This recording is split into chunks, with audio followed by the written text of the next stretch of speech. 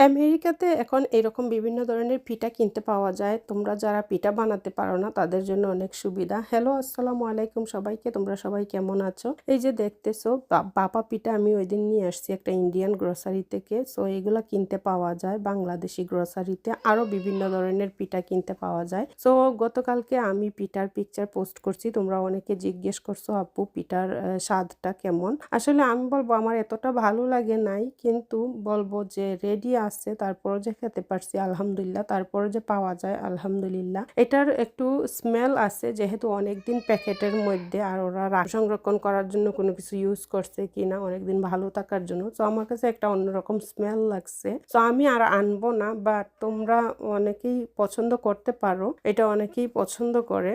So এই যে দেখতেছো পিঠাটা গরম করার পর এতটা সফট হয়ে গেছে মানে উল্টাইতে পারতেছি না। সাথে কিন্তু আবার কোকোনাট দিয়ে দিছে এক্সট্রা, আবার গুঁড়ো দিয়ে দিছে। সো আমি স্পুন দিয়ে খাওয়ার চেষ্টা করতেছি আর তারপর সাথে নিয়ে নিলাম কোকোনাট ওয়াটার যেহেতু বাসায় ছিল। সো আমার কাছে মনে হচ্ছিল এগুলোর সাথে খাওয়া যায়, ভালোই লাগছে খেতে। আমি একটু ফর্ক দিয়েও খেতে চেষ্টা করতেছি কিন্তু উঠতেছে না। তারপর আবার আমি স্পুন দিয়ে খেলাম। সো তারপরও এনে দেখতে পারো, খেতে কিন্তু এতটা খারাপ না। একটা স্মেল, তোমরা যারা নিতে পারবা স্মেলটা তো তোমরা বারবার এনে খেতে পারবা। যাদের আমার মতো একটু সমস্যা আছে তারা একবার এনে দেখতে পারো। আর আমি বলতে ভুলে গেছি প্যাকেটের মধ্যে কিন্তু 8টা ছিল, আমরা 4টা খেয়ে ফেললাম দুইজন মিলে। তো খেয়ে সবাই ভালো থাকো, আল্লাহ হাফেজ।